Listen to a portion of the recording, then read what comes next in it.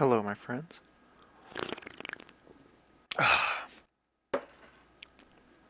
Welcome back to some more editing 3D with 3ds Max. Today we're going to be working on something different, something special. In the last couple of videos, I think I covered some of the basic stuff.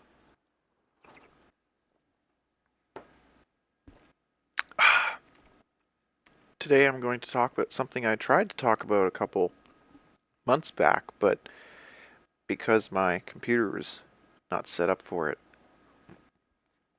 I couldn't properly click certain things, and I couldn't actually show you how to do this. Not the way I want to show you anyway. Today we're going to talk about hit test fuzzies, hit test tights, target volumes, animations, meshes, and skins. And right now I'm going to start with meshes and skins. So here we have ourselves a tentacle. This is something I'm creating very specifically to scare people, to make Harstom's mineral line living hell, just for him.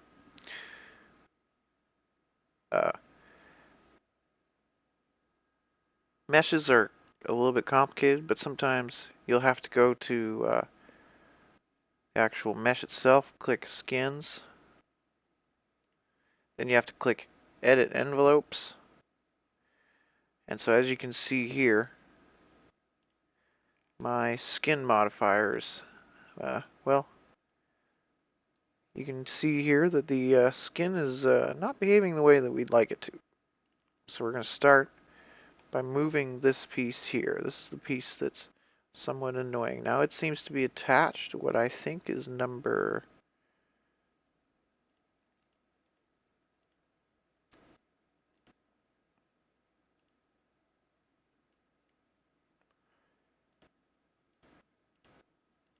I don't know what number they're attached to. Oh, 12. I think it's attached to number 12, which is not what we want.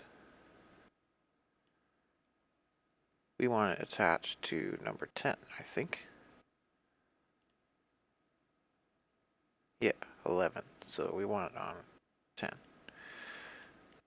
So you just click these vertexes here. Now to select more surgically, you'll notice if you click some and then you click some over here, it will unselect the ones that you've chosen.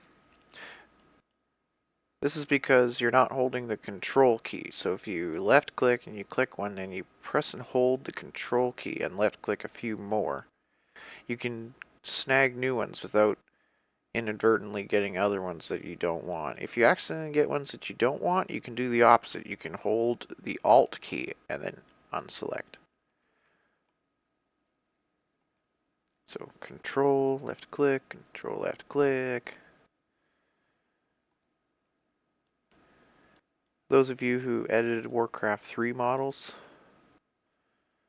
like I did, 10, 15, 20 something years ago, this will come naturally to you. This will feel natural. For those of you who are new to model editing, a quick summary of what model editing really is. All models are made from triangles. Triangles make every shape, and triangles make everything. And there we go. We have ourselves a little tooth. These tentacles are covered in spikes to make them look like they're spiky tentacles for fun. And so now we've selected, well, we haven't selected everything, but it would take a while to select everything, but we might as maybe we can get it. Is that everything? Is that all the erroneous bits? Maybe. Maybe. Alright, so once you get what you think is all the erroneous bits, you select the bone you want, which in this example here, we want all of this to be attached to this bone. So you go to weight properties and then you highlight this and you type whatever number you need. Now if you put like a 0.5, then that'll mean that it's, then that'll mean that it's half attached.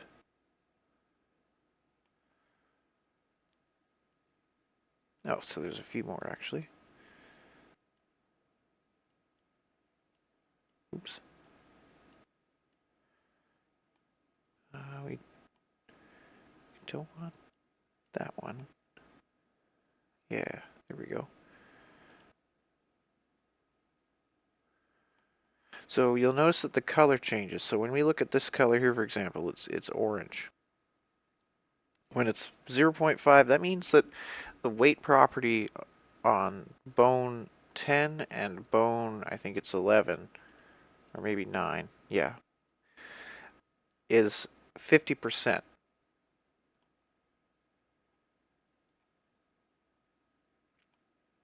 If you set it to something like 0.33 and you have 3 bones in the list, then it will go 1/3 to each. So this is a ratio essentially. So if we only want it attached to this bone, we would put 0.1 or 1.0, excuse me. Oops. And so that's what we want. So we fix that skin, right? See, the illusion I'm attempting to create is everything from this point up is not attached here. Similar to the way I did this skin, where all of this chunk here is attached. If these two separate pieces of mesh share this bone, then you won't even be able to tell that there is any mesh broken there at all. This issue is a little bit different. I'm not even really entirely sure what's going on up here, truth be told.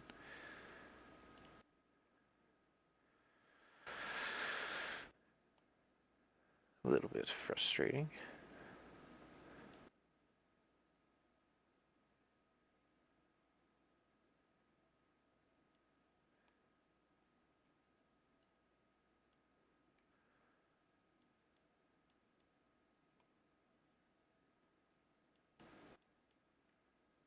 So I think we want these to be attached to...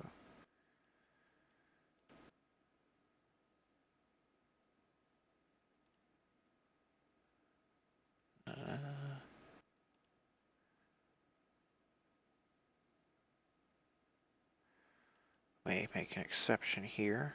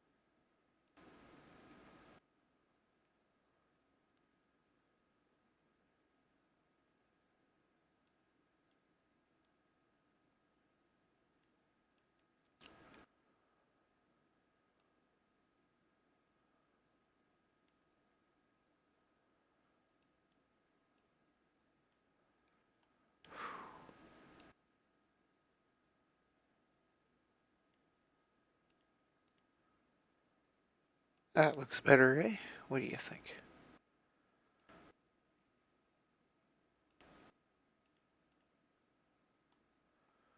That's starting to look somewhat half decent.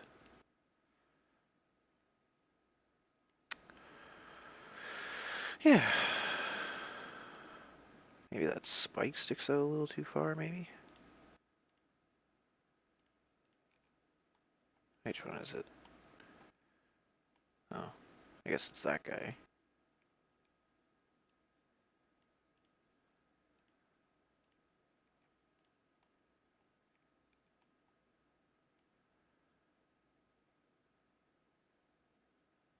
Whatever. Yeah, there we go.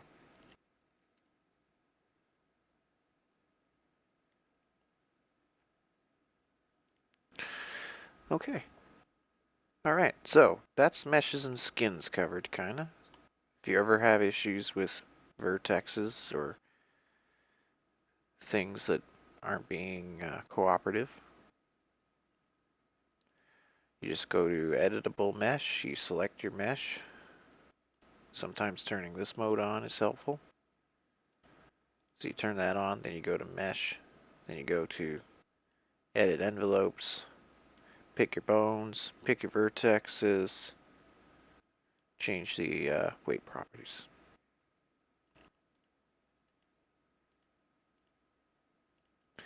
And when you want to exit it, you just have to go back to editable mesh, uncheck vertexes, recheck skin, left click off the mesh, and everything should be fine.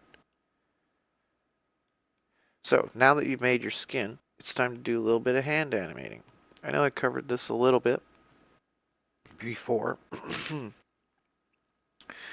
but it's never hurts to do it again to answer a few more questions. So this model, it's based off of the Ceres Needler. You may not know of that creep. For those of you who've played StarCraft 2 but don't remember, it was the creature that attacked Kerrigan specifically, in the Heart of the Swarm campaign on the final level involving Ceres, the mission where you kill Zervan. As you travel around the map, various primal Zerg are trying to kill you, and one of those things is called a Zervan Needler. And that's what this is based off of. It's called the Zervan Needler.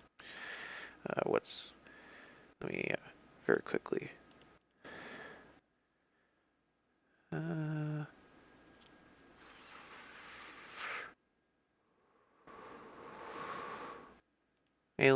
the model in game is named Xeris Alien Tree Viper _01, but in game it's called the Xeris Needler.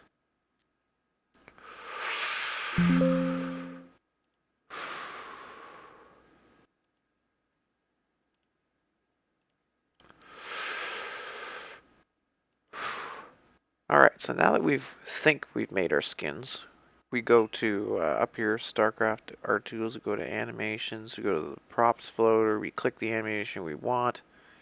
Wireframe is usually very helpful. And if I've set everything up properly, and if everything to do with these is done properly, I should be able to animate.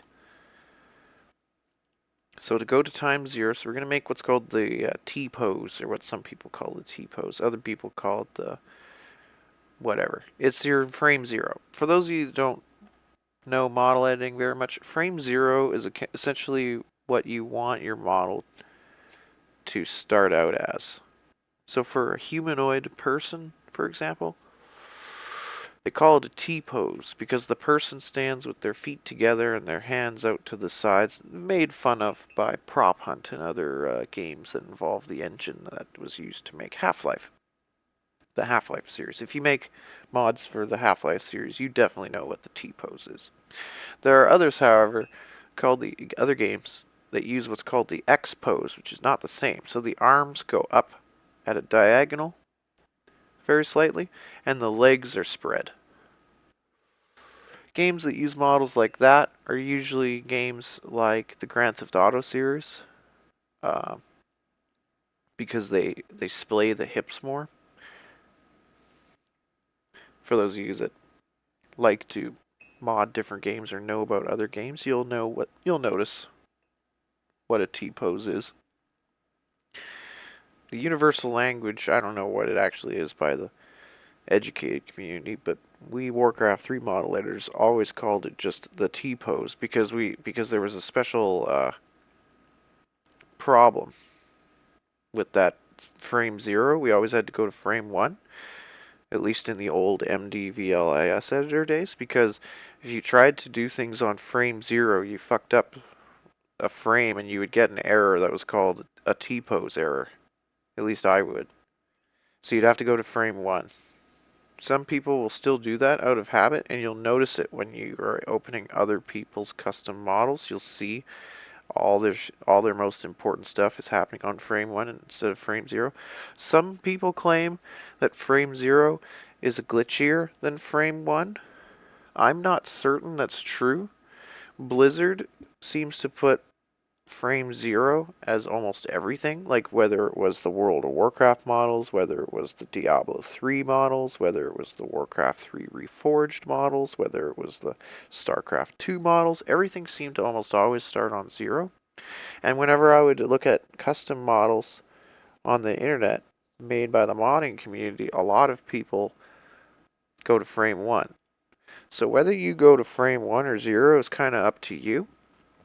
I personally go to frame 0 out of habit because it's easier to slide there with the slider because it will automatically stop at 0, whereas if you want to like wildly fly around and then stop at 1, you have to do this annoying fine-tune moment. So for efficiency reasons I go to 0, but I don't know if that's actually a good thing or not.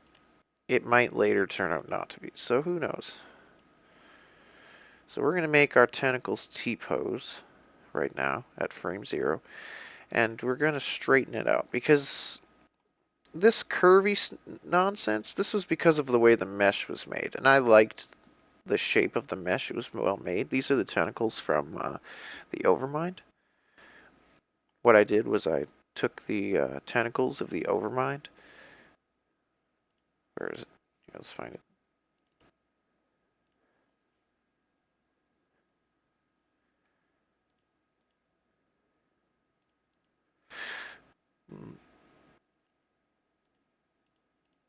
Ah, yes. So what I did was I took this tentacle and I straightened it out, made it more symmetrical, and very slowly but surely turned it into this. Just still like a little janky. It's like a little. It's not exactly like perfectly symmetrical. I'm not very good at making mesh raw, like raw scratch mesh. I'm just not. So if you guys are, then you're amazing.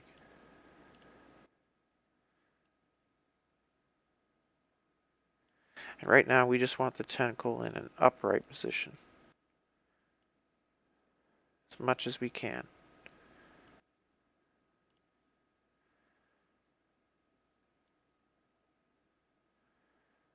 Yeah, this is hard.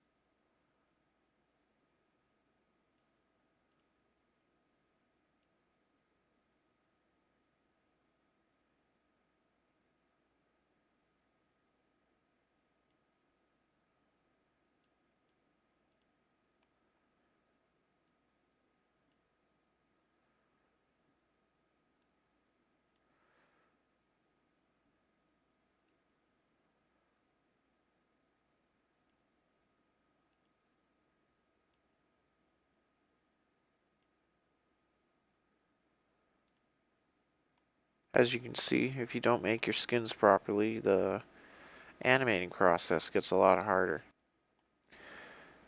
So for example, I'm going to have to completely change all of these, because I guess when the skins were generated, it automatically hooked certain ones up that I didn't want hooked up. And I hadn't even realized it until now. But yeah, once you get your skin proper, like for example, when you go to this, you go to edit envelopes, and then you click, what bone is that?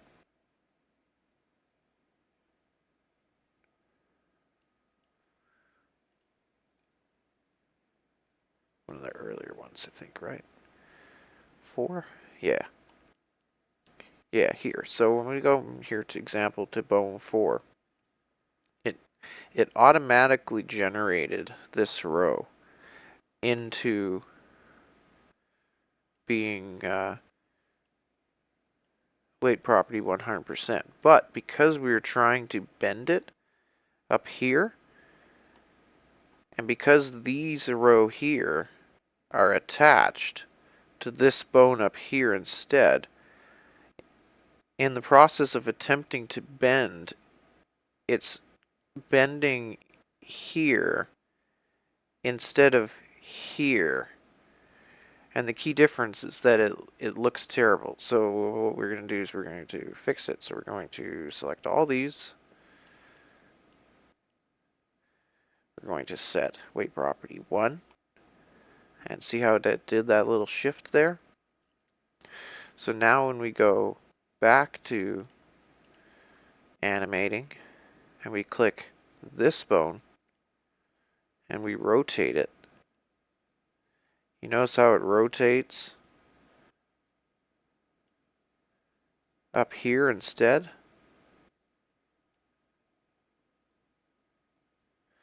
But because we don't want it to rotate painfully like that, what we'll do is we'll go to skin again.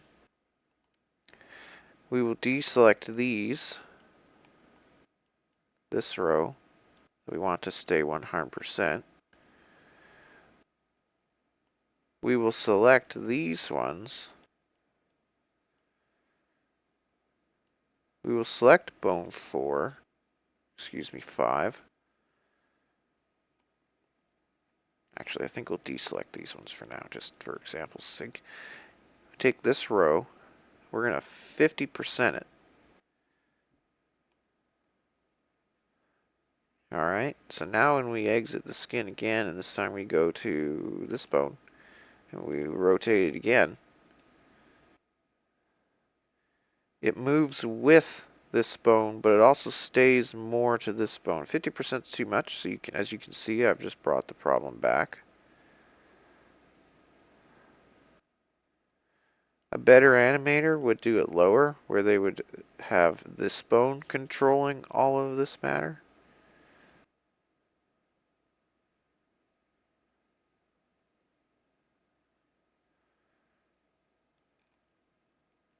So if we want the tentacle straighter, we would want it like that, I guess.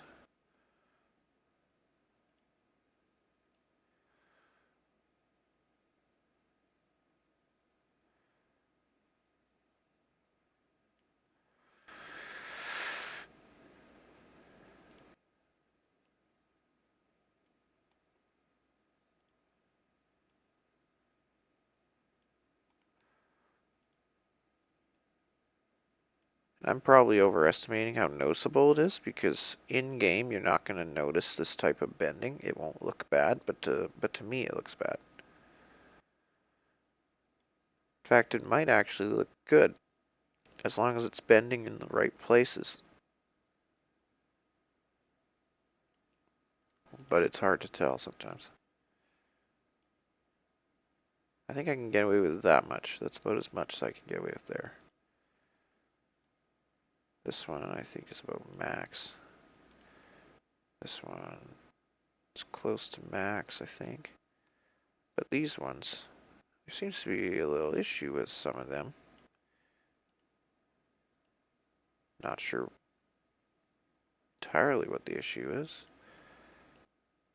Yeah, these ones. I don't know what's wrong with these last 3, 4. Whoa.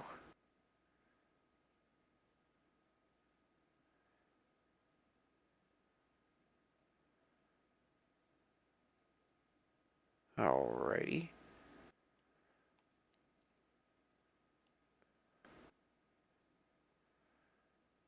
Okay. So there's an example there of some skin that's not perfect. I think it's this row. Shit. There we go. I think it's this row.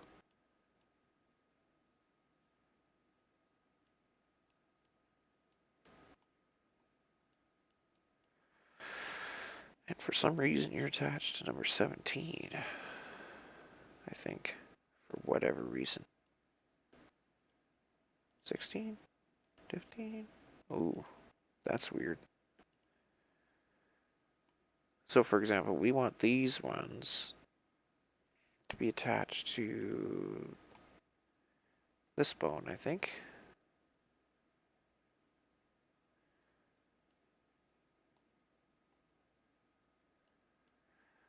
%100. Yeah.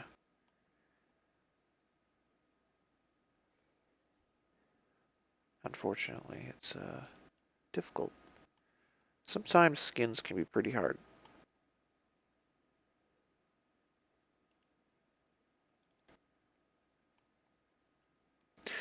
They don't make life easy, that's for sure.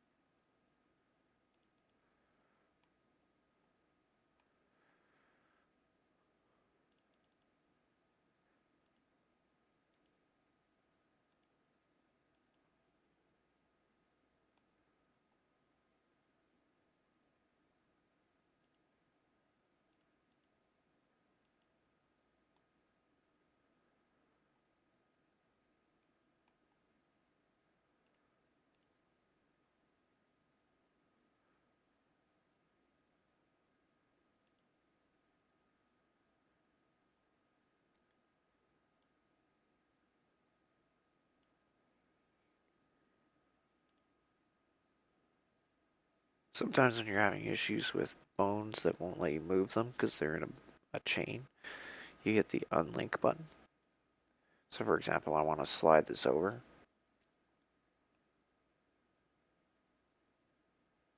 And then up to recover the lost chunk.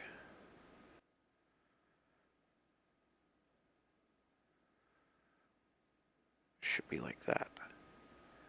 Then you can just drag it back down, back to where it belongs.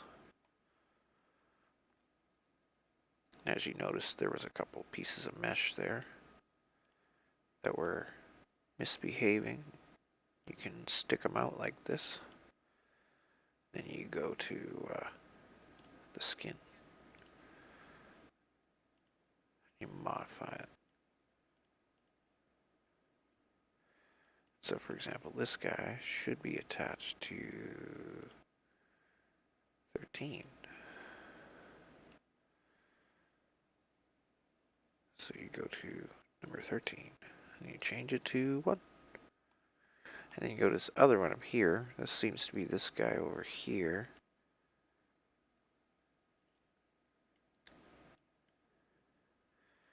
And he's attached to what?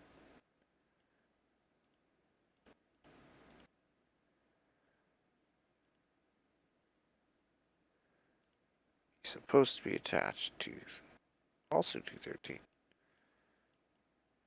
So we will change that to 1. And he seems back. Back to where he should be.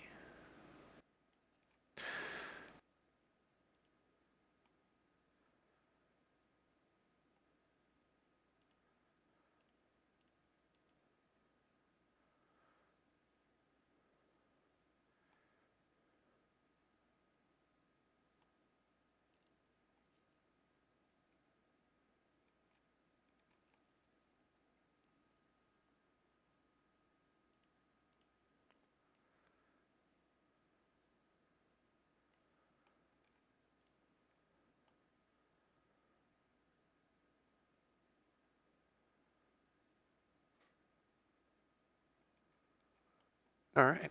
So once you get something like this that's in a good position, before you fuck it up, you should always save it. And you never just save as. You always save as because it's much safer, you know?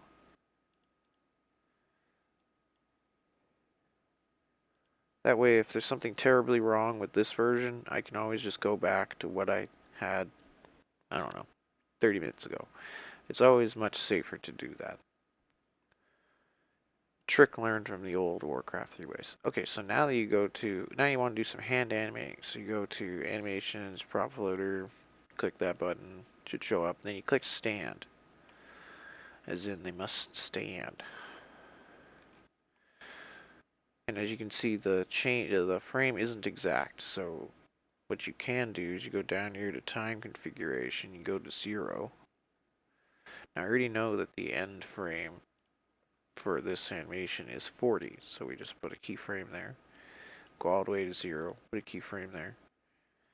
Oh, right, auto key. Keyframe, go to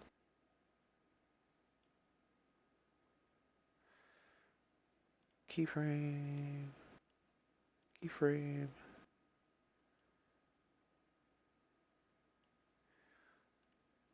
Now we in stand.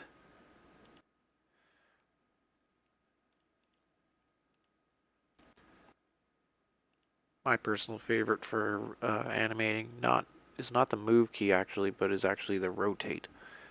It's the cleanest way to, in my opinion, to do animating. So you've got bone 1, right? So we'll just shift click all these. Left click this, shift left click this, go all the way to 0, from 40 to 90, and as you can see it's not moving, right? But if we go to the halfway point, which is about, I don't know, I can't do math, here-ish,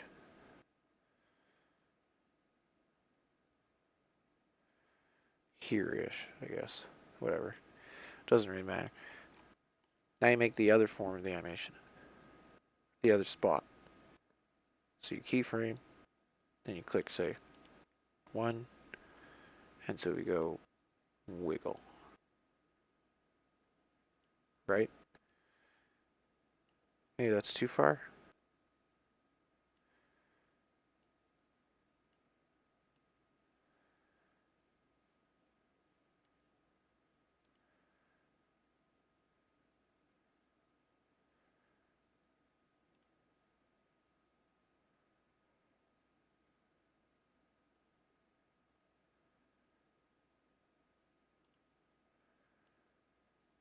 Something like that. So now what you do is you go to this bone here, this frame here, and you change everything.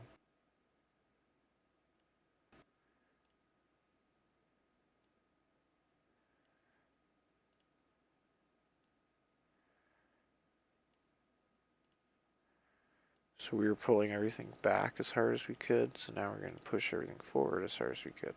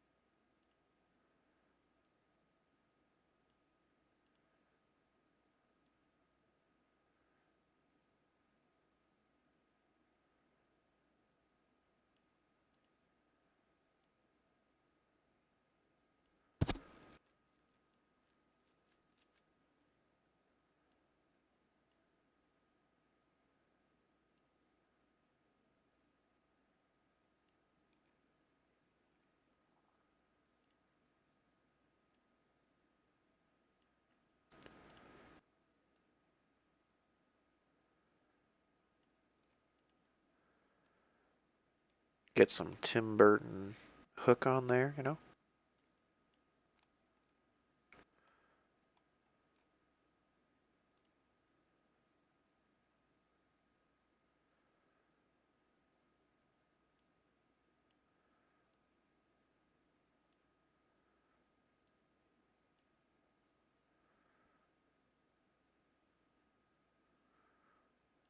It's not super great, but it's like it's a fine example, right?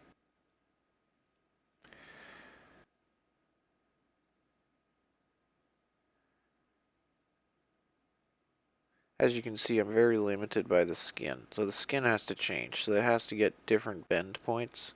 You can see places where it bends well and places where it doesn't is where the bones are done properly. Oops. There's a little nugget there, down there. And so you get an animation like, say, attack. So same thing again. So it's left click this, shift click to that, make a keyframe, make a keyframe, and this time we want him slapping down. Usually an attack animation is fast.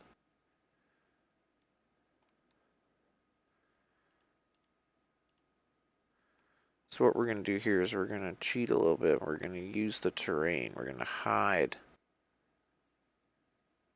We'll fix that later. We're going to hide a certain portion of the model in order to achieve our goals.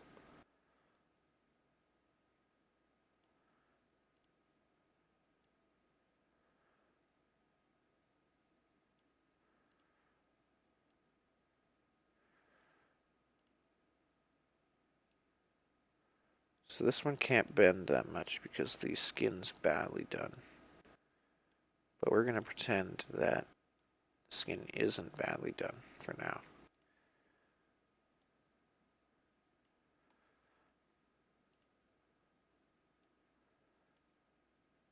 So remember, this is ground height, but units that are here will be caught by the mesh anyway, so it will appear as though it's attacking.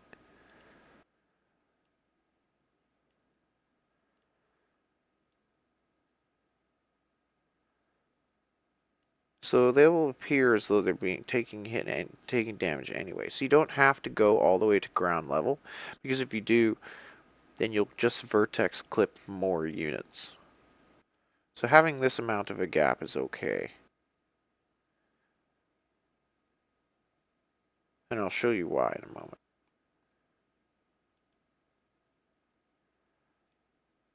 Oops, Control Z that.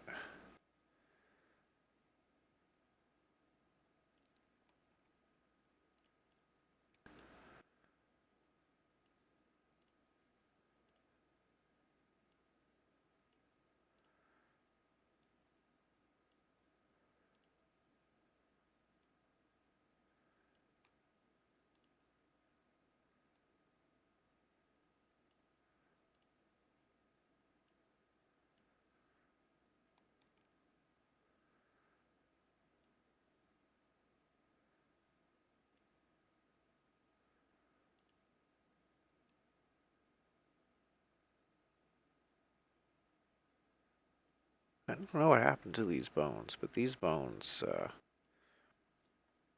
didn't turn out so hot. I don't know what happened to them. But we'll just pretend that, you know, everything's fine.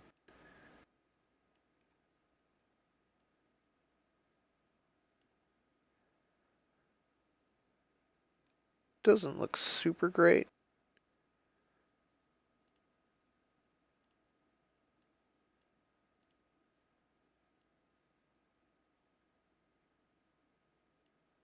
Looks a little stretched, you know.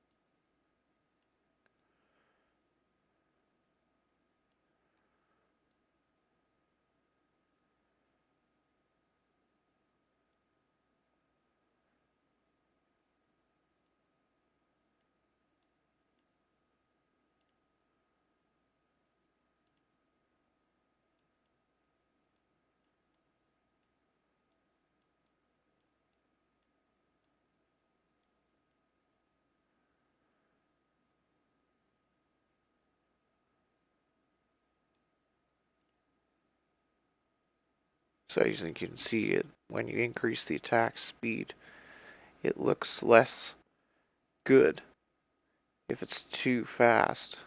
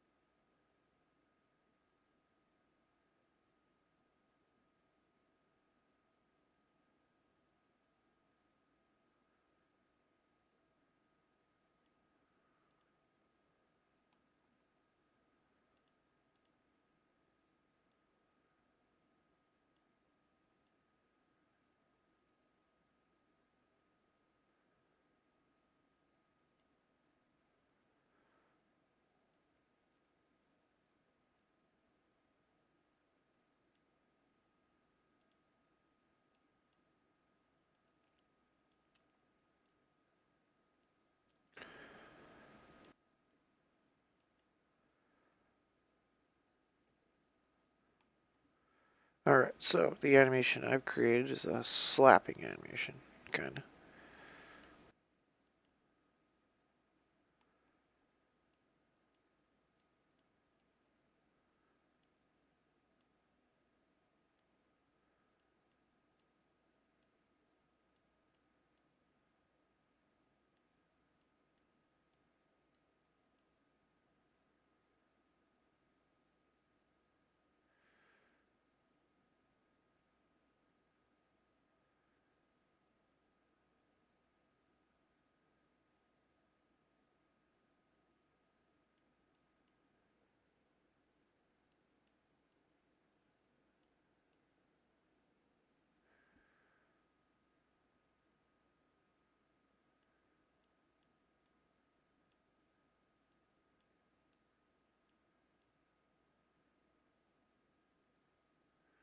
The faster you make it, the less high quality it looks, but StarCraft 2 is an engine that inherently uses fast attack animations.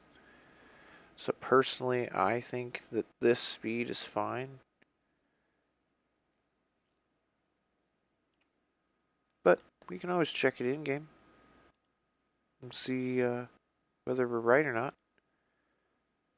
And so as you can see, this version will be replaced by this one. Maybe.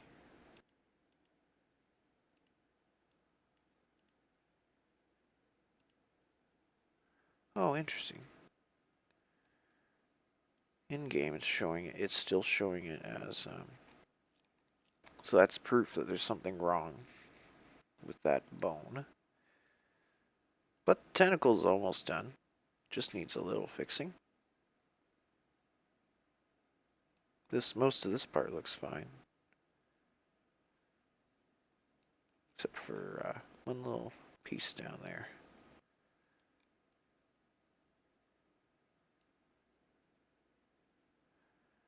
Still, this animation is nothing. And so there's the one that I just made now. Not super great. Once the skin is made better, you can, well, anyone who's a better model editor than me would just make their own tentacle, and then they would put the bones where they wanted. But I'm trying to be ghetto here and do it the ghetto modder way. Not the greatest animation. Clips a little too much into the ground.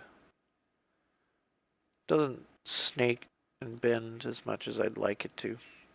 So we'll need to add more bones to do that. But with more bones, you can get this part to truly bend and elongate in neat, special ways. And there's something wrong with these 4 bones up here. I'm not sure what's wrong with them. Anyway, that's a little bit of hand animating for you. A little bit rushed, a little bit shitty. Not my greatest work ever. Needs a little bit more professionalism. Now we're going to talk about some of the other things. For those of you who don't know what hit test fuzzies are, or hit test tights, or target volumes, they do certain specific things. There's also what's called the bounds. I don't actually know much about the bounds. I just know that it's to do with anytime that your model is in the screen, it needs to be this needs to be as big as your model, because if the bounds are out of sight of your screen, the model will de-render and will be invisible. So for example, if you had a building like, say, the Hive or the Planetary Fortress, and you shrank this down too small, anytime that the Planetary Fortress or the Hive was close to the edge of the screen, close enough for this to disappear, to no longer be in the screen, the Hive or the whatever the big chunky model you're using would disappear. It would de-render, And you'll notice that happens to some units, like the Viper, for example. When the Viper's flying around and the Viper goes into the corner of your screen and the majority of the body is out of the screen and the tail is still in your screen, but the body has the target volume on it and the bounds on it, and so the bounds are out of your screen, you'll notice that tail do the little disappearance act, right? There's a few units that will do that. Very specifically, Corruptors will do that, I've noticed. I noticed another high offender unit for doing that is the Infester. These problems were all solved during Wings of Liberty. During the Heart of the Swarm campaign, you'll notice that a lot of those units don't do that anymore. But if you play old patches of the campaign levels, you'll notice that, yeah, the models are not perfect. So each time they put an expansion onto StarCraft, they added a couple of model fixes. They fixed certain things that they've spotted, things that were super obvious, and they updated other things. So that's why when you look in the MPQ browser, you'll see like 3 versions of the Brutalisks, because there's expansion 2, which was the Heart of the Swarm, and there was expansion 3, which was some animations added during Legacy of the Void. So the Brutalisk model got changed a bit, you know, and Marines as well. Each expansion, they got new stuff, and so the animations had to be tweaked. The models had to be tweaked. The workers too. Remember originally when Wings of Liberty came out, the drone had a glitchy leg that would flop all over the place? Maybe nobody remembers that, but they fixed that too. The drone got fixed in Heart of the Swarm. The probe got some issues that were fixed during Legacy of the Void. So every version of the game, they fixed and changed models, and sometimes you can see that by looking at their file name. So for example, Brutalisk. You'll notice here it says Brutalisk, then it says Brutalisk EX2. There's some minor tweaking done to his fins here. When you look in the original Brutalisk, you can see there's some issue with his fins, if I remember correctly. And then in expansion 2, they fixed it a little bit. And then in expansion 3, they added his burrow animations and stuff. So there's 3 versions of the Brutalist: the Wings of Liberty, the Heart of the Swarm, and the Legacy of the Void versions. Not all models got this amount of attention. Not by a long shot, but anytime that you see the EX2, that's Heart of the Swarm. Anytime that you see EX3, that's Legacy of the Void. In case you're ever wondering what the abbreviations mean, they do have meaning. There is changes, there is differences. Drones are a good example. The drone, he used to have a really floppy leg. This leg used to be floppy.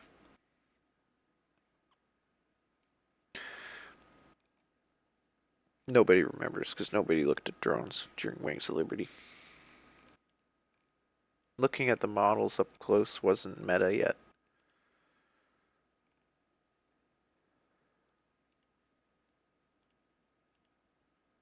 So in case you're wondering, that's what the bounds do. They allow your model to be in the screen. If you don't have a model bounds, chances are your model is not going to show up. This is a question that was portrayed by someone named in the Discord, which I think his name was what was his name?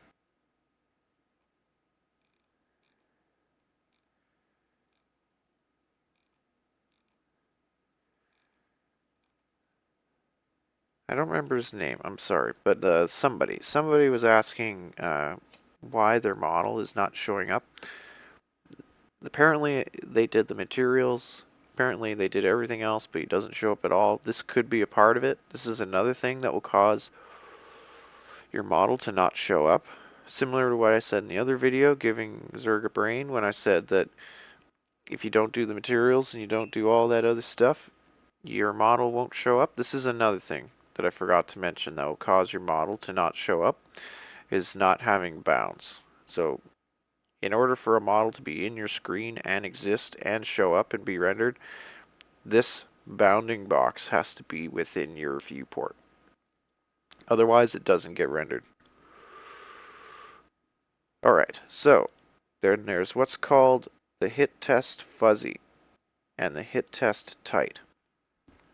For those of you who don't know what the hit test fuzzy and the hit test tight do, these are very important for models that are not doodads. For those of you out there who are making doodads, and all the power to you, you don't need these. No doodad has these. This is why anyone that's ever tried modding StarCraft 2 and they want to use a doodad as a building, this is why a lot of StarCraft 2 players don't like custom maps, is because whenever the people use assets, they use doodads, and the doodads, they don't work because they don't have the ability to be left-clicked, right-clicked, or drag selection clicked. For those of you that don't play StarCraft 2 and are here from my Aliens videos, in StarCraft 2 there's multiple ways of controlling units, and one of those ways is to left click them. When you left click them, your units become highlighted in your user interface. And in your user interface you get all the information about the unit. Another way to obtain control of a unit, if you cannot directly left click it, or if you wish to select more than one unit at once, you perform what's called a left click drag, where you left click, you drag your mouse into a box around your StarCraft 2 units, and then you select it by letting the mouse button go. And anything that's in the box will be selected, and anything that isn't in the box will not be selected. In order to left click and right click things in StarCraft 2, models have to have what's called a hit test tight. The hit test tight is what allows you to left click and right click things directly. That's why it's called the hit test tight. The hit test fuzzy is different. Hit test, there can only be one hit test tight, whereas hit test fuzzies can have numbers. They can be 0, 1, 0, 2, 0, 3. You can have as many of these as you want. These are a little different. Right, so the hit test tight is for the drag select. I forgot for a second. I totally forgot. This is for the drag select. So if you want to left click and then drag your units, and your units do not have a hit test tight, they will not be selected because the function to left click drag select will not work. This is critical to the StarCraft 2. Essentially, being able to left click drag in StarCraft 2. In some games, perhaps it's not super important, but in StarCraft 2, being able to left click drag select a unit is actually fairly important. Most people that play StarCraft 2, they play it by left click drag selecting. Some people use control groups and whatever, but you can't even make control groups if you can't use this. So this here, for those of you that don't know much about modeling and StarCraft 2 in general, it's probably not super interesting. But to StarCraft 2 players, this is very important. They just don't know it. They don't actually know about it. This is probably one of the most important things in all of StarCraft 2, in all of the StarCraft 2 engine, is to be able to left click, drag, select things. And doodads don't have these, which is why when custom maps use them for their assets, you can quite often you'll be playing a custom map and you can't left click a building. It's because they forgot to add a dummy that has a hit test tight.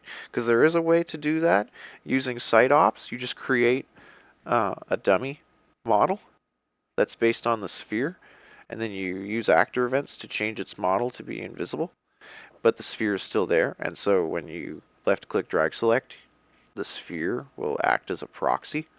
So even though you're using a doodad as your main host model, as long as you have the sphere there as its main model, with the doodads as site ops added on later, That's the only way to actually do it. But if you're not willing to do that, then the only other way to do it is to add this. So this here's fairly important, hit test type. The other ones, the hit test fuzzies, they are for the direct left clicks. So if you ever noticed how sometimes you click a unit, you think your mouse is on a unit, but it's not because you left click and you get nothing. Units that are famous for this are the Infestor, the Ultralisk, in Wings of Liberty for sure. They fixed it in the other expansions, but originally it was pretty awful. Pretty awful to left click of an Ultralisk. It was almost impossible in some situations. Hit test fuzzies are used for the direct left click and the direct right click function. So another thing that's fairly important in StarCraft 2 is right clicking. When you left click units and control them, you put them into groups and whatever, left clicking is fairly important, but you can't really do anything without right click. Right click does all the moves, right click does all the attacks. Right click in StarCraft 2 is maybe not as important as left click, but it's fairly important. So anytime you right click a building, anytime you right click a destructible rocks, anytime you right click an enemy unit, anytime you right click one of your allied units, such as when you're telling SCVs to repair your planetary command center, your planetary fortress, anytime that you're trying to right click things, it's because of these. It's because of the hit test fuzzies. Without hit test fuzzies, there is no direct left click, there is no direct right click. So they're fairly important.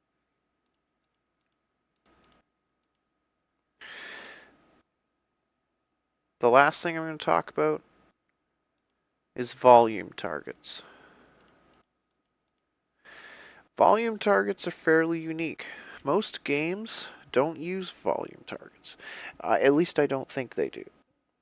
Certain Blizzard games don't even use them. They were a new invention that did not exist during World of Warcraft.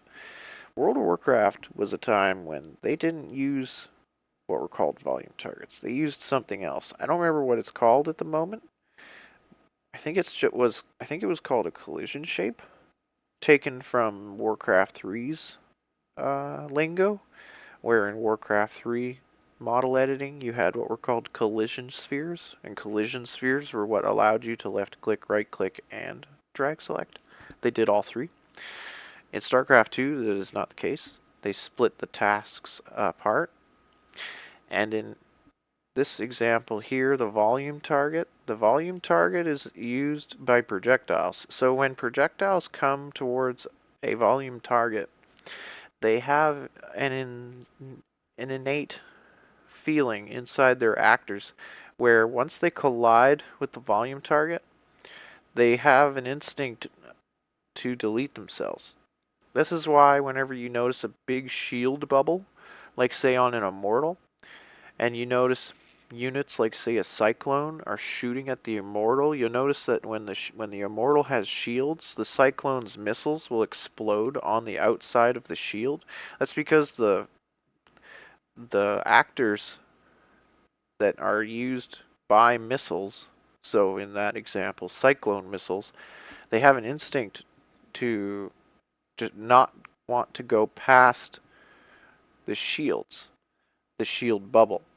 There's an instinct to not do that. It's used because otherwise it would look glitchy on some units. For example, carriers too. Carriers also have this function where the volume target wraps around the carrier and acts as that place where the projectiles die. But when the shield's gone, that volume target doesn't work anymore because the actor tag, which is called unit has shields, no longer gets used, and so then the projectiles will go all the way to the center of the carrier. So the carrier goes from having shields, the projectiles are all dying outside the carrier. It looks as though everything's being stopped, like by the blue force fields. It turns on what are called the shield hit, the shield collision actors. The shield collision actors get turned on and show and flash off the light that gives the illusion of the carrier having a shield bubble or having shields, but then the shields reach 0 and then that tag no longer applies anymore, so the projectiles will start going into the center of the carrier. That's because the carrier has a special volume target. It's called volume shield target, I think, if I remember correctly. And so it's not the same as volume target, where volume target is where the projectiles will go naturally when the unit does not have the tag shields. And here for the Xeris Needler, they have this array of volume targets that are attached to the various bones, which mine are no longer. But the volume targets are used by missiles, so the missiles will impact them. They'll always go towards them. They will always impact them. They will treat them as the main targets.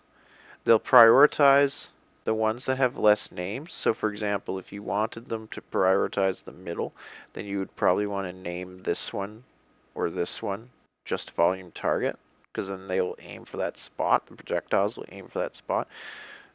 But then they'll use the other ones too, just to a lesser degree. They'll always use volume target more often than volume target 1 or 2, and I'm pretty sure they use like the other ones progressively less and less. This is why the Ultralisk has like 50 volume targets, and they're all tiny, and they're all over its body in a weird and counterintuitive way. The Ultralisk is a very strange model. When I opened it, it was very odd. It was a very odd model. And so yeah, that's volume targets. Volume targets are fairly important. Otherwise, without them, projectiles would just go straight to the center, what's called origin. Every model has an origin, and the origin point for this model, for example, would be the center of this grid, because this grid represents the bottom, the floor. And so right in the center here, where the root bone, I think, is, alien tree and then root, yeah. So essentially right on the X. So at the very center of that black X is the origin point, the center. The closer you can get to that, the closer to the center you can get. The more tight your origin point will be. And so everything has an origin point, and a lot of projectiles will just go straight to that point. They won't go like up here, they won't hit the model, they won't go like for the center. If it's an air unit, it will go right to the center of the air unit, because you notice how when you open Mutalisks, how they're like half in the ground. It's because their center is, their bodies go actually down lower because they're an air unit. So their body ends up down here. It's completely different from Warcraft 3 models, where even air units would be created up here in the flight space, so that their origin point would be the very bottom of the model as opposed to the center of the model. The reason for that was because in Warcraft 3, air units had what were called not flight helpers, not quite like what StarCraft 2 has, but in Warcraft 3 they had selection circles. And the selection circle, no matter what, would always show up on the ground, the terrain. So it didn't matter that you had your model in the air. So like if you had like a griffin or something, or like a goblin zeppelin, the very bottom edge of the model would be right here. It would be the floor. It was the same with Warcraft 3 boats. I don't know how many of you out there have edited Warcraft 3 boats, but if you did, then you would know what I'm talking about. This flat surface area is the very bottom edge of the boats, because the water was not transparent, so there was no mesh below the water line. There didn't need to be. With a model like this, the volume target is so important, but in StarCraft 2, they're super important, because otherwise all your projectiles will go straight to the center, and then a lot of your explosion effects, even things like Immortals and other units like siege tanks that have big explosions, you will barely see them, because the models are at the projectiles, the effects will go straight here. There will be nowhere to collide with, and so the StarCraft 2 engine needs these very badly. These volume targets. And if you ever want to just attach things properly, you can just grab hit test type, for example, attach that to bone 0. Oh, is it frozen? Yeah. Unhide all, unfreeze all. Then you move hit test, or I guess hit test type is attached to the tree, Viper tree helper. No? What's it attached to? Bone 2?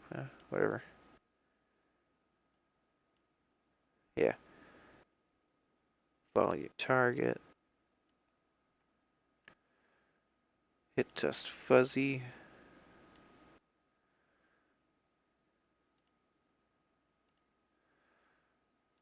And then you can do the same thing again with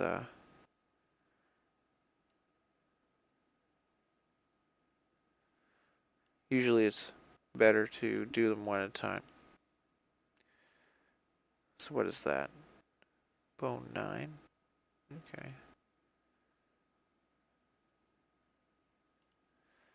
So we want this one on bone 9.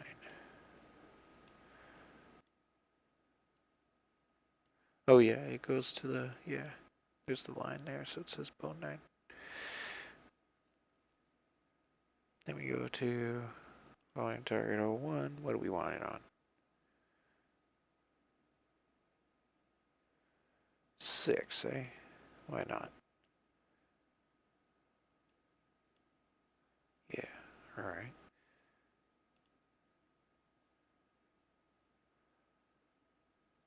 6.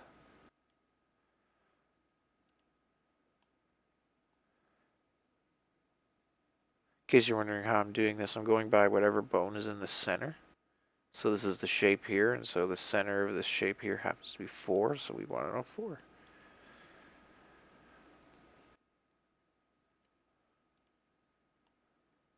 This one up here is, we'll go with 9.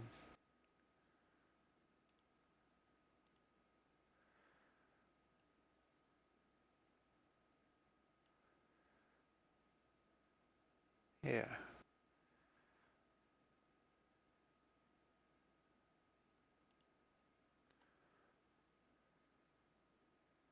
$13. Go to bone 13.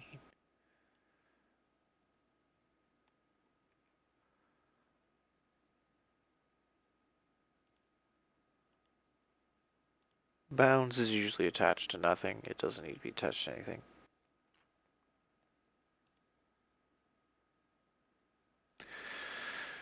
Yeah. That looks good.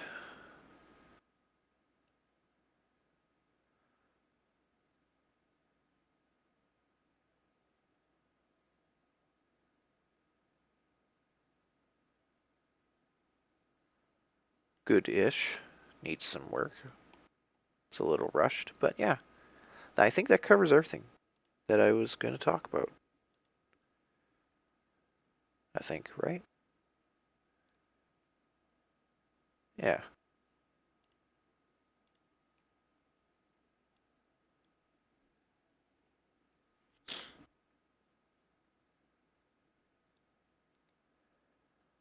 Yeah, it looks pretty awful for now.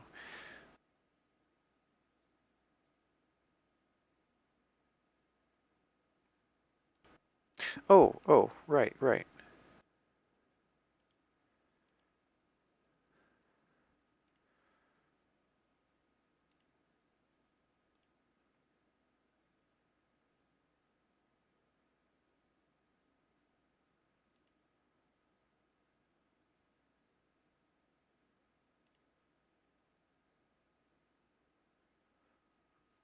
We're also going to talk about some custom materials that some people are having problems with.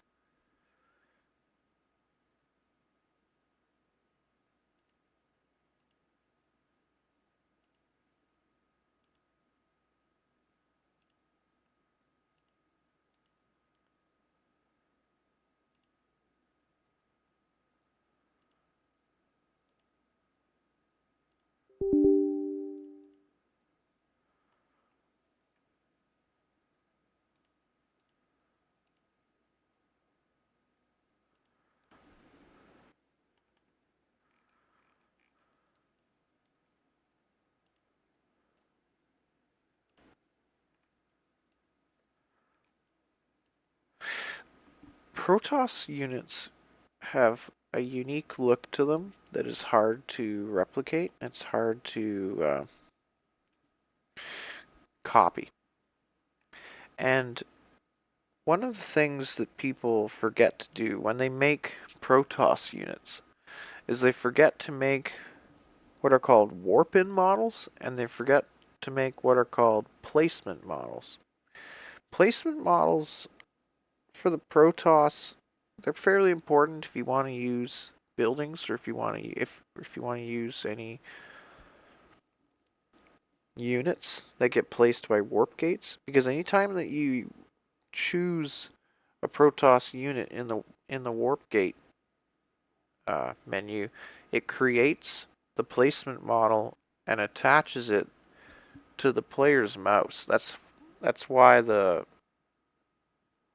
placement model is so important, because if you don't have one, then it looks glitchier than it should.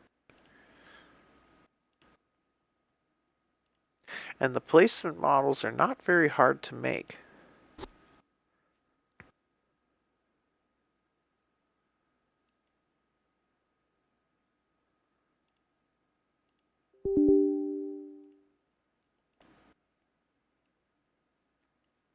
So here we've stolen a probe placement model that was made by Dave Spector. Special credits to Dave Spector for that. He's the original creator of this placement model. All I did was steal it. Okay, so the placement model uses what are called placement textures. And they're literally just the texture of the original unit made blue. So that's the first funny detail that you'll notice. The second detail that you'll notice is that they have emissives. They have emissive layers. They have an emissive and an emissive 2, and a specular and a normal, and a diffuse. So they're kind of like a whole unit almost in their model type. And what they end up looking like in game is something somewhat like this. And this is a fairly important feature to StarCraft 2 players that want to play Protoss, or they want to play modded Protoss. They go to use the warp gate, they go to plant the unit, and it's not showing a placement model. It will instead show the basic model, the actual model of the unit. But the placement models for Protoss are fairly important. And so a neat way to make them in a really lazy and boring way is to just export a placement model, like say a Zealot, and then take your probe mesh from the probe that you're working on, export the mesh, import the mesh into your other Zealot placement model, and then you can just use the Zealot placement model's material combined with the mesh of your other model. Then you swap these textures out.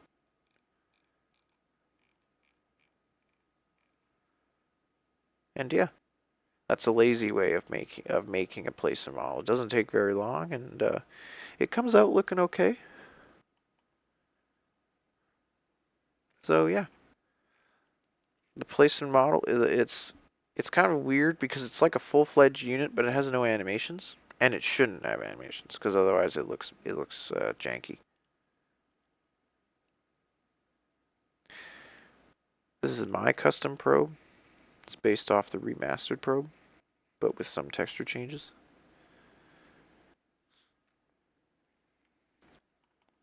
I made the particle beams a little bluer as opposed to purple. I don't know. It looks alright, I guess. Soon, though, I'm going to want to do a shine on it so that it looks like the golden Protoss, so that it's based off the golden Protoss textures. I haven't gotten around to doing that yet.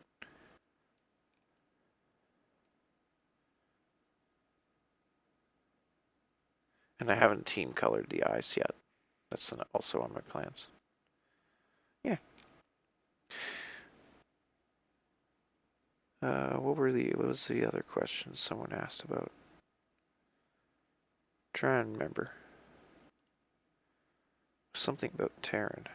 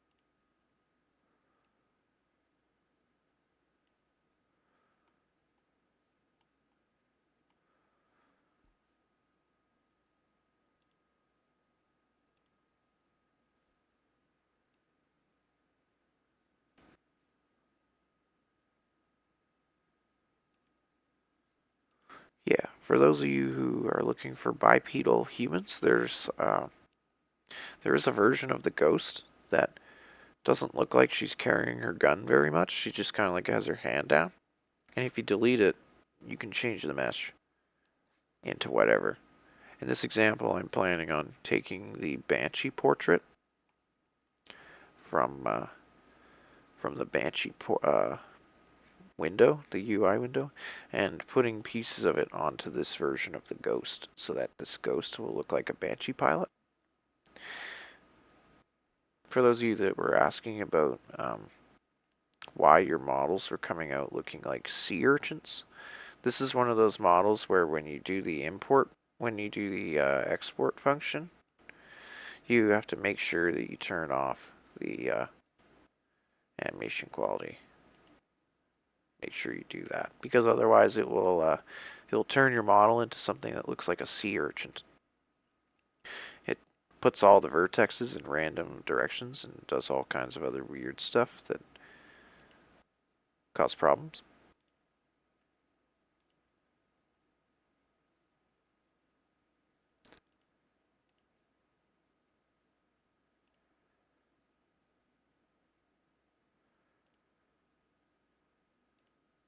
Oh yeah, I was going to talk about the golden skins. So there's a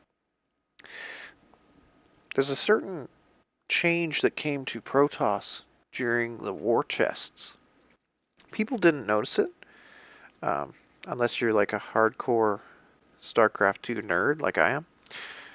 When the war chests came out, they took the Tyrador skins, the idea, the enviromaps, and they gave the Protoss a set of skins that were called the Golden Protoss.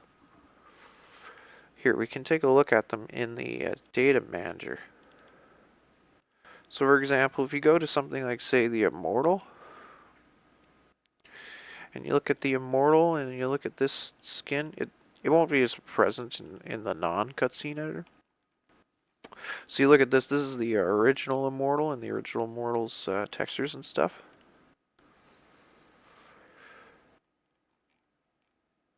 And then, of course, the second expansion. They never did one for Heart of the Swarm, but in Legacy of the Void, they added a new Immortal model. So this is the more up-to-date one.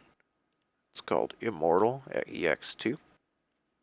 For those of you out there who are looking to base a custom model off of the Immortal, and you don't want to accidentally use the wrong one, this is the wrong one. So you want to use this one. This one opens easier, I think. And this is the Immortal Golden. But it's kind of hard to tell because Blizzard was stupid and they put silvers on all the parts that should have been blue and gold because they're dumb. So a better way to look at it is to look at mine, which is this.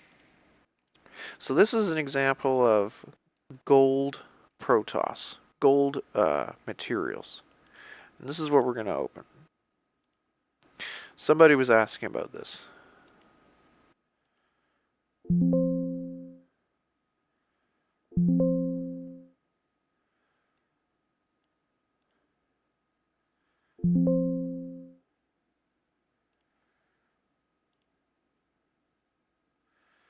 Where is it?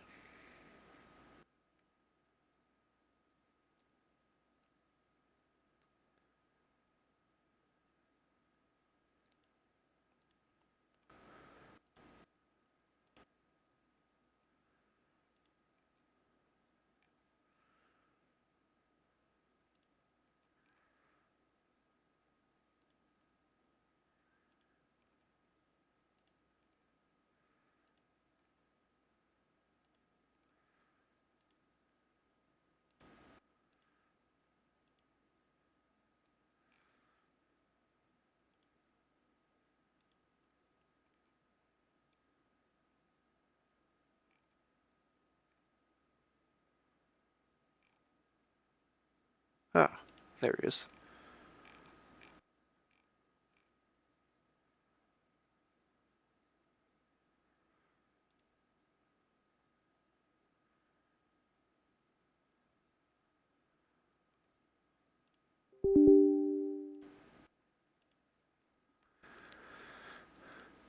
Now here, because my computer data crashes, the textures are not perfect, but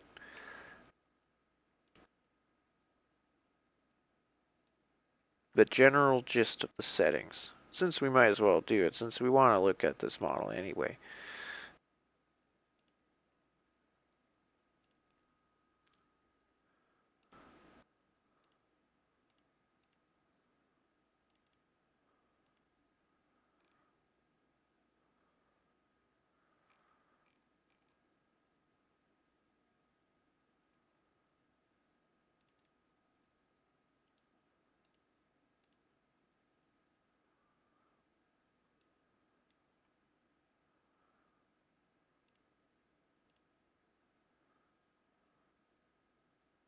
So in the diffuse map, it's RGBA for the team color. The RGB multiplier is 1.2, and the RGB add is -1.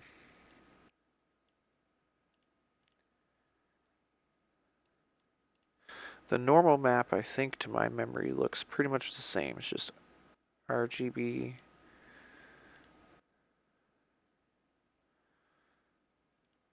Immortal Golden Norm.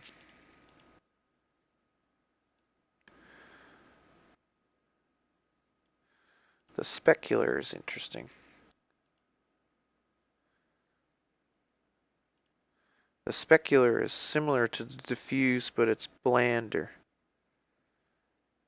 So the diffuse map is more colorful and has brighter, thicker colors, whereas the specular is paled out. Set to RGB, the RGB multiplies 2. Now there's what's called a gloss. Gloss textures are rare. They're not used very often. In fact, I don't think they're used by anything other than the Tyrador and the golden skins. If there are other things, I'm not certain. The gloss is black and white. It's also got an interesting alpha channel that uses this black and white.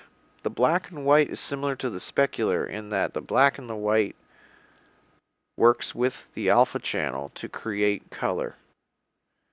So when we look at this unit, for example, the parts that are the shiniest, these portions here, these portions here, these portions here, the sides of the legs, the corner of the leg as opposed to the shin or the foot of the leg. Portions that glow more. Like this portion here where I was talking about, and these portions here. These portions all along up here. They will glow more because of this gloss being white. And anything that's darkened, like the foot and the that area, the dragoon groin area, that's where the textures are blackest. They have it black, and that's where they will glow less. Set to RGBA and multiply 1 with clamp turned on. Then the emissive. Emissive's fairly standard. It's not super interesting. Although the texture itself is interesting. So now you'll notice that when you look at this, there's portions that are white, and there are portions that are blue. The portions that are blue will come out looking like that portion in there.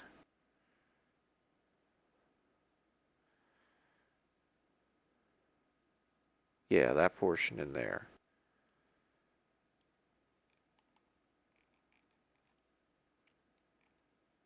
But the portions that are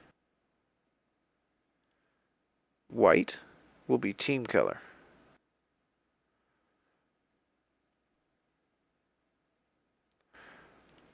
So if you want some parts of a model to be team color and some parts not, you can use the same emissive texture on 2 or 3 different pieces of mesh, and the 3 different pieces of mesh use different UV wraps that use different portions.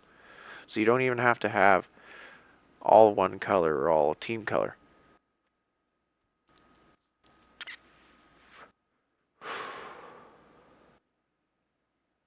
It's a laziness thing. Oh, and something interesting here, the emissive is set to use B.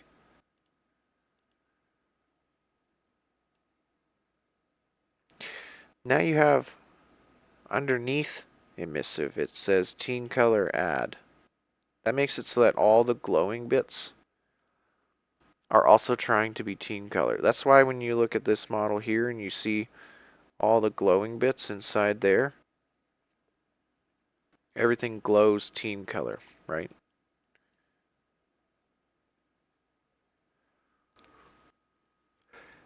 That's because of the this one here that affects the emissives. Then you have what's called the environment. This is the fairly important bit.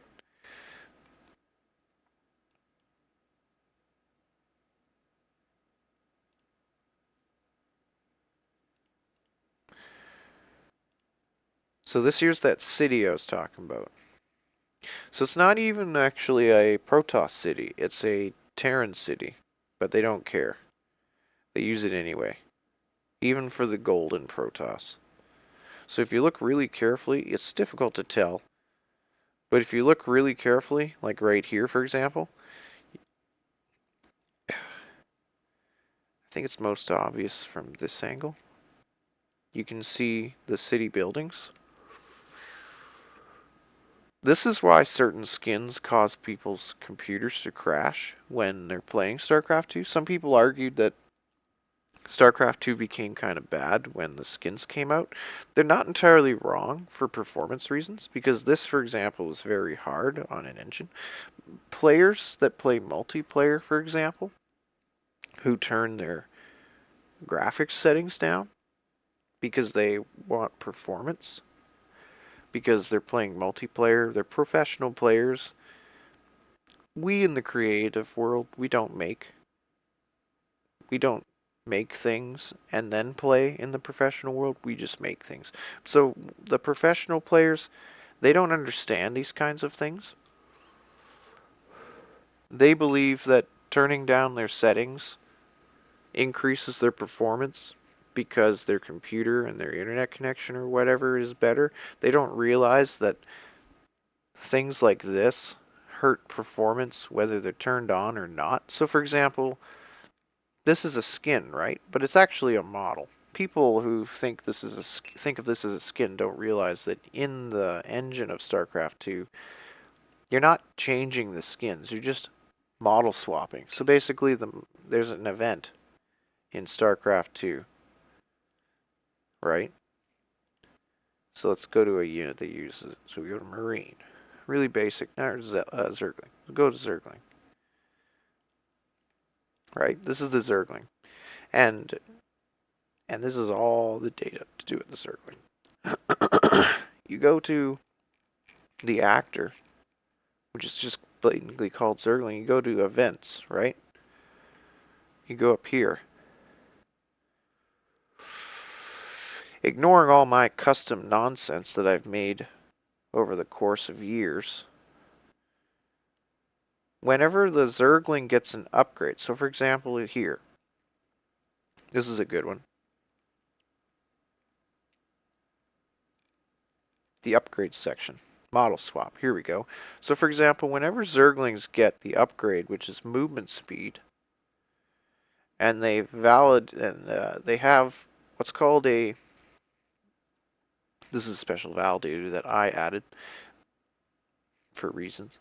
This here is what's called model swap. So model swap is an event type where you choose the model.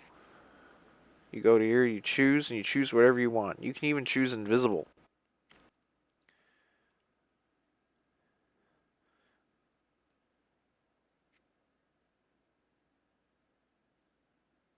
This is how you make units disappear if you want them to.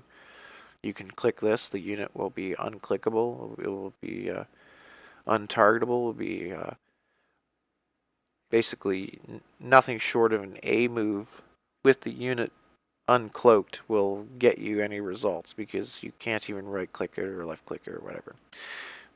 This here is what's used to change the Zergling. So most StarCraft 2 professional players, when they think about Zerglings, they think about wings, they think about timing, they think about money, they think about whether or not they should cancel wings to get a lair, or whether or not they should cancel a lair to get wings. Most of the time for StarCraft 2 professional players, that seems to be the biggest of the choices, whether you tech first and get your lair, or whether you get wings first. They're not thinking about why wings works. So wings only works as an upgrade because this event in this model actor chooses to do it. So whenever you get the upgrade, the model swaps. If the unit dies and it has the upgrade, then it uses the other death model where it has wings. So that when it dies, the wings don't just magically disappear. The wings are still there. They're on the death model. Marines use this too for any time that they get the shield upgrade. So when Marines don't have the shield upgrade, they have a certain model. And when they do, there's an actor event in here that turns shield on, that makes it so that the shield can be seen. The shield's technically there the whole time. It's using what's called a cover animation. It's just the shield is invisible.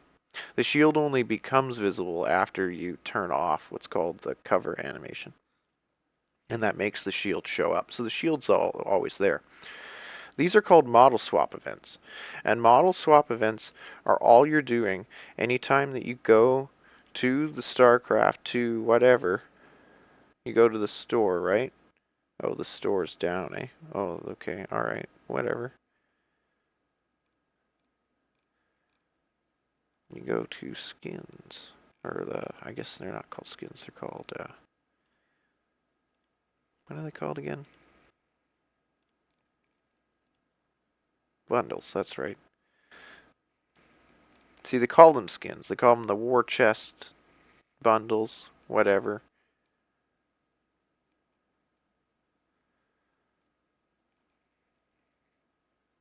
I think it's 3 that gold Protoss came.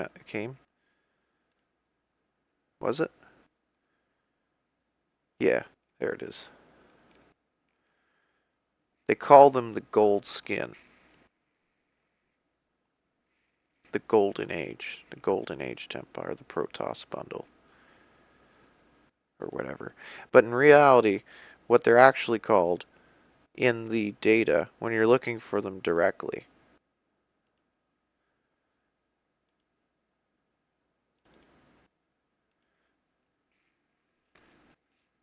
is just golden.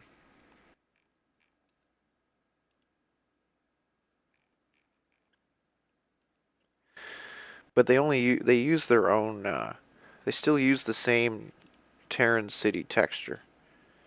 There is no difference between this and the Tyrador skins, and so these are the only skins that actually, the only materials that actually use these skins. So they're somewhat rare. So there's only like 3 things, and the reason that this is an issue is because even though they're not loaded in the game most of the time, this is what's causing players to lag.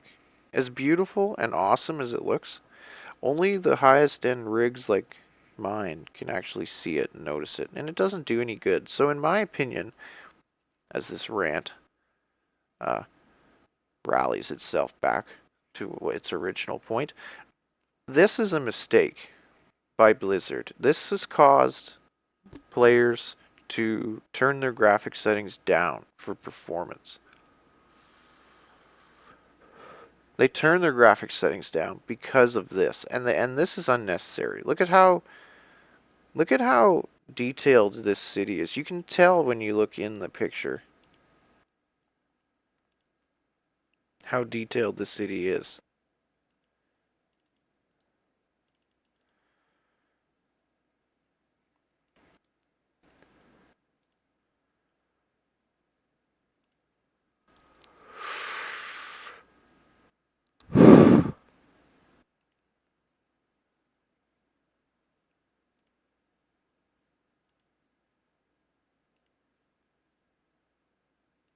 So this is how weird a cubic map is. Okay, for those of you that don't know what a cube map is, it's not super important, I guess. But this is a cube map.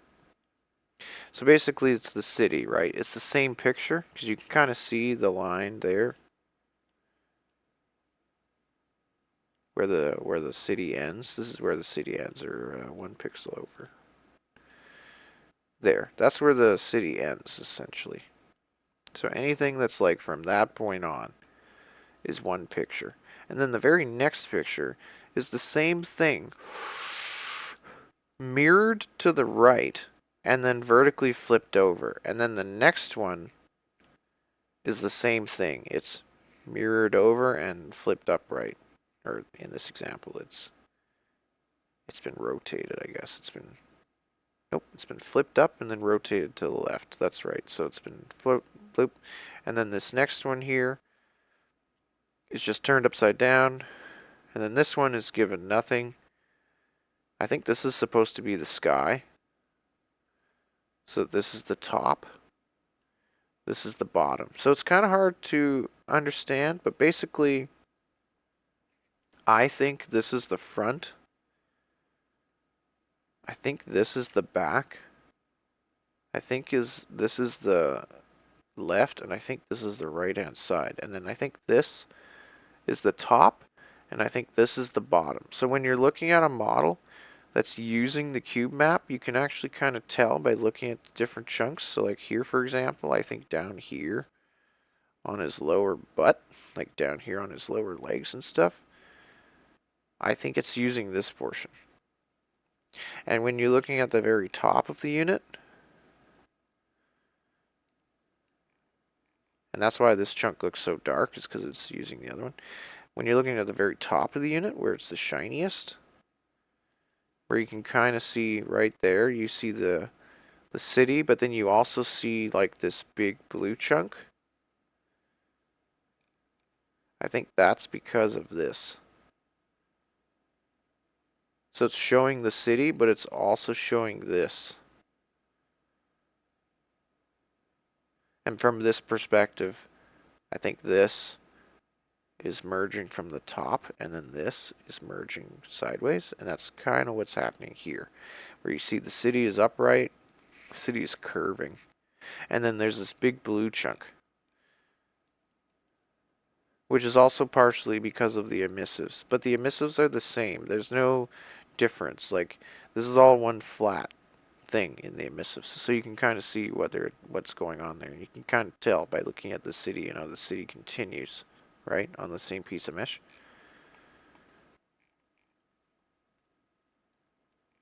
This is what's causing professional players to lag and die. That's why I personally think, as much as I like these types of emissives and these environmentals, I think that they were a mistake by Blizzard to use them here. They were okay in Overwatch because there's only like 10 models ever moving around in Overwatch and it's not a big deal. But in StarCraft 2, it wasn't a good thing. The last texture to talk about is called Enviomask.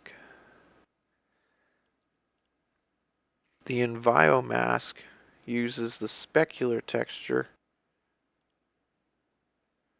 but it only uses RGB instead of RGBA. If memory serves. Nope.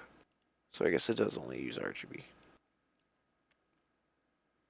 Oh, right. The difference is the subtext underneath, which uses mod. So even though it looks similar to a specular texture or a specular layer, it's not because it uses mod. Similar to the way the emissive uses mod times 2.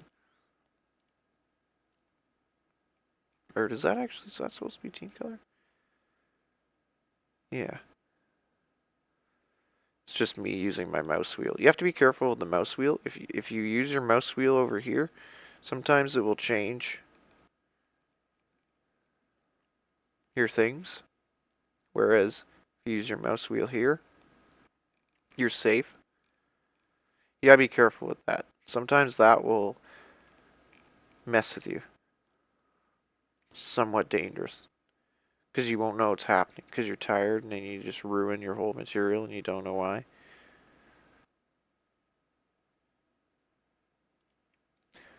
This is my custom immortal that I made. Some people think it looks stupid, but I think he looks brilliant. With his hat cannon. Why shouldn't immortals have cannons on their heads?